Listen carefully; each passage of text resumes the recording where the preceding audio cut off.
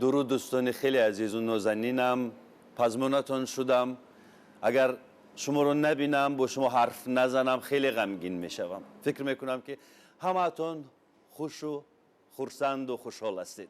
برنامه نوبتی نگفته ها رو با ولی جان عزیزов یکی از ستاره های پرجلوی صنعت تاجیک شروع میکنیم و نگفته نموند که ما همیشه دنبال ماجرا میرویم. روزنامه‌نگار که شدی حتما دنبال ماجرا میروی و دنبال ماجرا رفتن این در خون روزنامه‌نگار هست. به همین خاطر عزیزان دل اولین سوالی که از ولی جان میخوام پرسان کنم رابطه دارد با غالب جان یوسفوف، چون در صحبت‌های قبلی غالب جان یوسفوف نسبت به یک ماجرایی که هنگام کنسرت ولی جان سر زده بود حرف زد و اکنون خیلی اشتباه میشد اگر ما با ولی جان امکان ندهیم که این زمان سخن بکند. در ابتدای صحبت من درود همه شما رو با ولی جان میرسونم. تشکر. درود با شما بینندگان عزیز، مخلصان هنر. بار دیگر من از اکای ارزو سپاسگزارم، مینادار هستم که ما رو دعوت کردند و آن نگفته هایی که پسی پرده بود انا امروز من میخوام که با شاهدی اکای ارزو جان این نگفته ها رو یعنی درد دل رو افشا کنم. آره. و نگفته ها رو در برنامه نگفته ها میگوییم.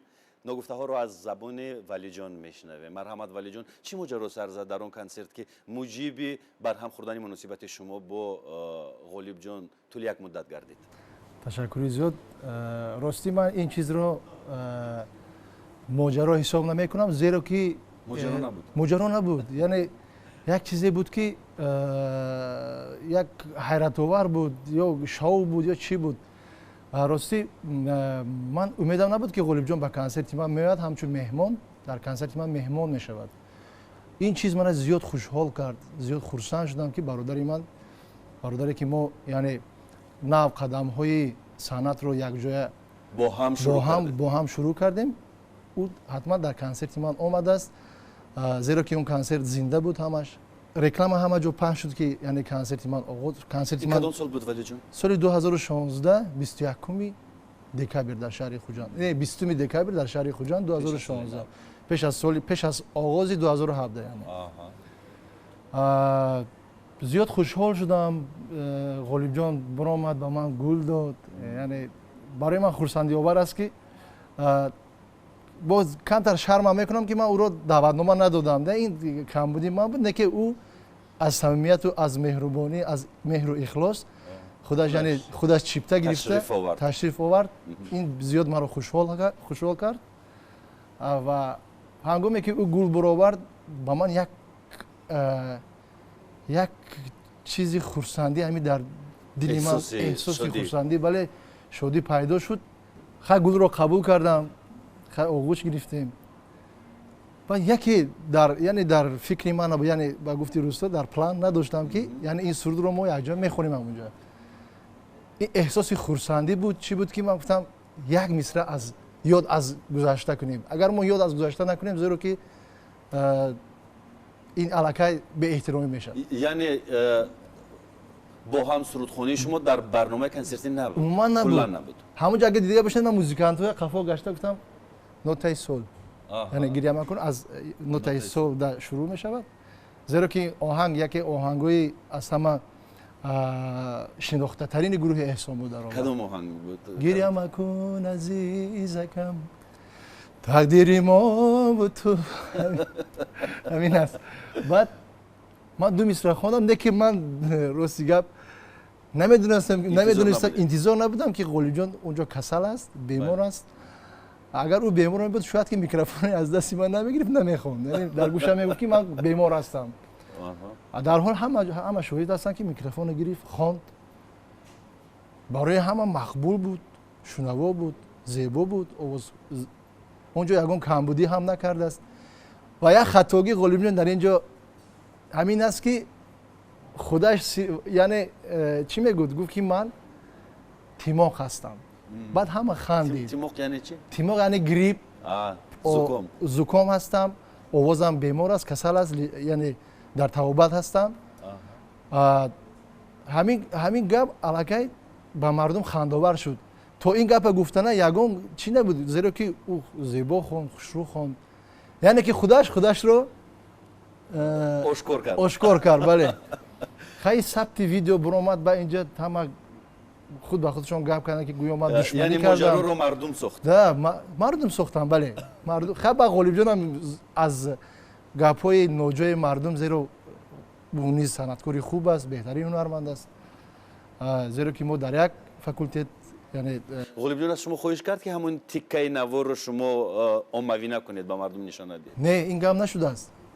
ҳангоме ки дар студияи, яъне ҳамсадо буровард, яъне ба ҳама интернет, шабакаҳои интернетӣ паҳн ки шуд, баъд гуфт ки ина қайчӣ кунед. Аллакай дер шуда буд, рости гап. Аллакай ба дасти мардум расида буд. Аллакай ба дасти мардум расида буд. Ман аз ин чиз ҳам зиқам шудам, хай пушаймонам шудам, аз Ғолибҷон маъзаратам хостам ки ин ягон фикри, яъне дар дили ман ягон ғарази душманӣ, ғарази як каса пас задан набуд. Зеро ки унҷо суруд хонд, ҳамаш хуб буд. Ҳатто унҷо ягон камбудиам дида намешуд. ҳангоме ки ӯ худаш камбуди худро изҳор кард байни мардум, ки мардум дунболи ҳамин ҳангома рафтанд. Мардум дунболи ҳамин ҳангома рафтанд, яъне шоу шуд. Хай ин шоу, зеро ки барои Ғолибҷонам барои ман низ як вай буд, як навгонӣ буд. Шоубизнес ҳамин ки дар хориҷа, дар Москов бо пул, яъне вай мекунанд. ҳангома мехаранд. Ай мардуми мо ба пул лозим нест, худашон ҳангома месозанд, худашон ҳангома яъне паҳн мекунанд. Аз дили пок, аз дили тоза ёд аз гузашта кардем, ёд аз гурӯҳи эҳсон кардем. Ман хостам ки ду мисра барои мардум, яъне аз ҳама оҳанги шинохтатарини гурӯҳи эҳсонро бо ҳам замзама кунем, ёд аз гузашта кунем. Ҳамин буд. баъд чӣ шуд? Чӣ гуна муносибати шумо боз хуб шуд баъди ҳамин ҳангомаҳое ки атрофи ин лаҳзаи консерт сохтанд? Муносибати мо ягон вақт вайрон нашудааст. ин муносибати мардум ҳамашон сохтанд. ин муносибати мо то ҳол хуб аст. муносибати мо вайрон ҳам нашудааст. каме сард гардид муносибатҳоятон? шояд Ғолибҷон сард шуда бошад, леки ман не, ростӣ. зеро ки ман дар дилам ягон ғараз набуд. Агар ғараз мебуд, дили ман сард намешуд. вай ӯ хафа шуд. Ман медонам ки ӯ хафа шуд. Ман бори дигар маъзарат мехоҳам аз бародарам, аз Ғолибҷон ки инҷо ман гунаҳгор нестам, инҷо моҷарои ҳама мардум буд ва аввалаш худат гунаҳгор ҳастӣ ки яъне мариз буданатро ошкор кардӣ. Не ки онҷо ягон камбудӣ ту аз ҷиҳати сурудхона, аз ҷиҳати мусиқӣ ягон камбудӣ дида намешуд. баъд хонааш рафтем, меҳмон шудем. боз дар як боз тарабхона шитем, яъне рӯзакушоӣ кардем. онҷо суратҳо ҳамаш дар инстаграм, дар фейсбук ромада буд.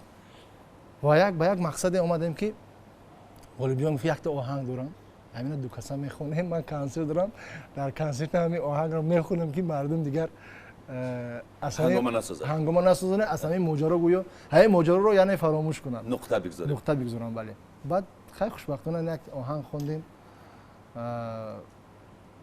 яъне аз унҷо калимаҳо буд ки яъне аз гурӯҳи эҳсон оғоз кардем якҷоя то охира иншоалло муносибати мо ҳеҷ вақт вайрон нахоҳад шуд.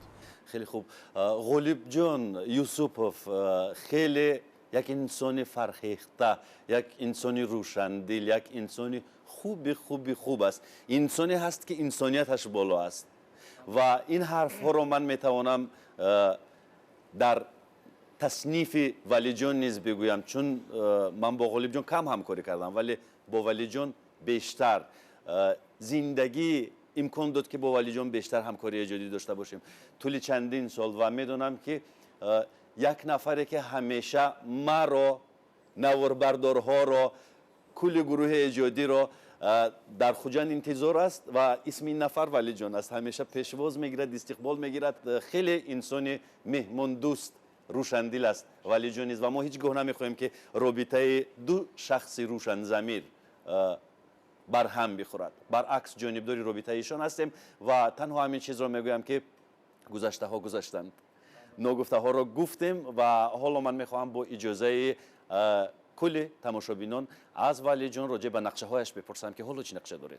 تشکر. نقشه‌های ما خیلی زیاد است و راستی بعضا نقشه‌های هست که نمیخواهم گفتم زیرا که این نقشه‌ها با یعنی مثلا بیاید درباره نقشه ها حرف نمیزنیم، سرلوحه نقشه ها رو میگوییم.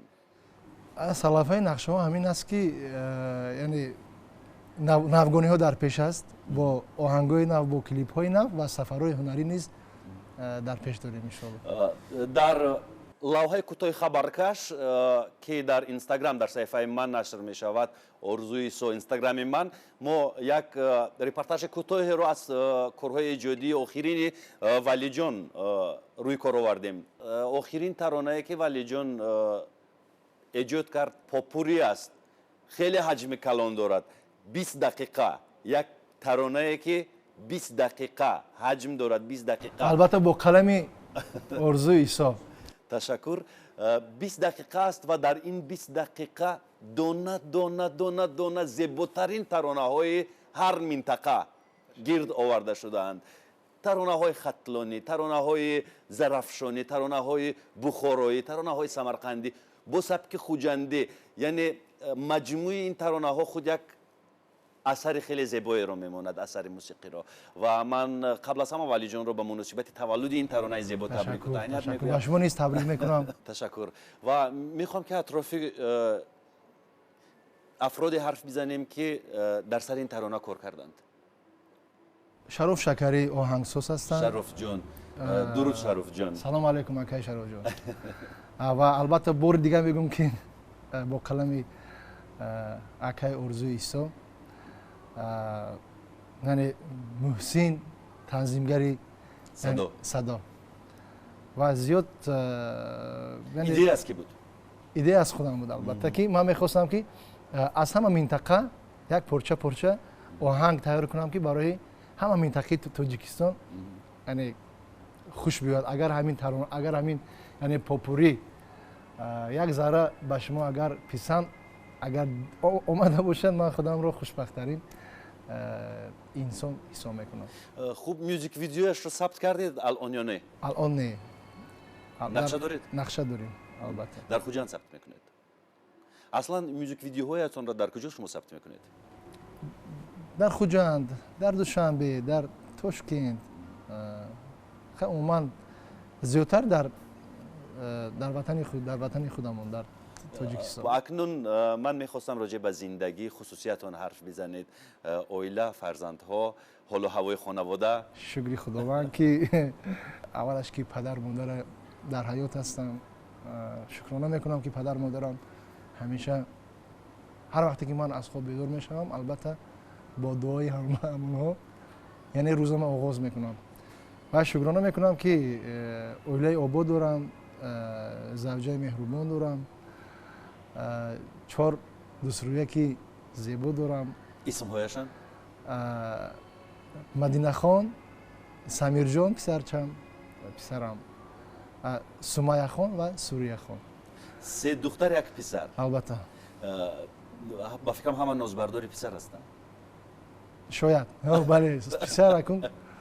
باز دختر راستی کمتر با پدر مهربانتر و صمیمیتر می شود. بسیار خوب. با کودکانت درود میگویم، با اهل خانواده، با والدینت درود میگویم و درودی مخلصان را نیز به ایشان میرسانم. یک زمانی تصمیم داشتید که در دوشنبه منزل استقامتی بخرید. این آرزویتون عملی گردید یا نه؟ الحال نه. هنوز هم در خوجند زندگی میکنید؟ بله در خوجند هستم. خیلی روزهای نزدیک، وقتهای نزدیک در نیت داریم که یک تا بخریم. در ناحیه عینی خانه پدر مادر. بله پدر مادرم در عینی هستن. پزمون میشوید؟ عینی زود میروید؟ البته مخصوصا در همین فصل بهار من دوست میدارم که در اونجا باشم. برای اینکه اونجا هوای تازه، یعنی غنچه ها نو گل میکند، یعنی از زمین بسیار سبزه ها میروید. این وقت بعد اونجا بودن بسیار برای من فرح بخش است. بسیار استراحت میکنم در همین اون فصل بهار. وقتی که اسم زودگاه رو میگیریم اسوسیاسیون تفکری آدم میرود به اون جایی که به ویا رسیدیم، به اون جایی که پای برهنه در جاده ها تاختیم و به یاد میاریم رفیقانمون رو. این زمان ولی جان با کدامی از همسبقان و رفیقان درود گفتن میخواهید؟ تشکر. من البته نام به نام نمیگیرم، با همسبقانی که یعنی یک جای به ویا رسیدیم در مکتب، در به همشون درود، سلام، درودی پر از مهری کودکی. درباره ترانه پاپوری حرف زدیم، بیایید یک پورا از همون ترانه ها رو کم کم زمزمه میکنیم تا مخلصان شما آشنایی پیدا کنند با این ترانه ها. نمیدونم ترانه پاپوری ولی جان از 15 قسم عبارت بود یا 16 قسم عبارت بود؟ کدام قسمش بیشتر به دل شما نشست، دلنشین بود برای شما؟ البته همش البته. یگون پارش چه زیبا، چه فریبا، آمدی مثل ترانه است شبها. چه فریبا، چه زیبا، آمدی مثل ترانه از شب. مثل ترانه روی لب‌ها. آمدی مثل ترانه روی لب‌ها. باز یک تیکه دیگر داشت. زوفی کجو ابروتا شرشره موتا اون بخشی معذرت میخوام از یاد نمیدونیم متن رو، زیرا که در استودیو ما با یعنی با کاغذ میخونیم. هنوز زبان زده نشده است. بله. به سلامت آمدم بکشا درت را، تا به کتفانم بیمان ای جان سرت را. این البته منطقه خوجند باستان. بله. دوستان عزیز دنبال کنید ایجادیات ولی جان را، از پای ترانه هایش بروید، ترانه های زیبا دارد. ایسوری سپاس میکنیم با ولی جان. در نهایت کار منت پذیری خیش را میرسانیم به مناسبت بهار، جشن های بهار ولی جان در سیمای او.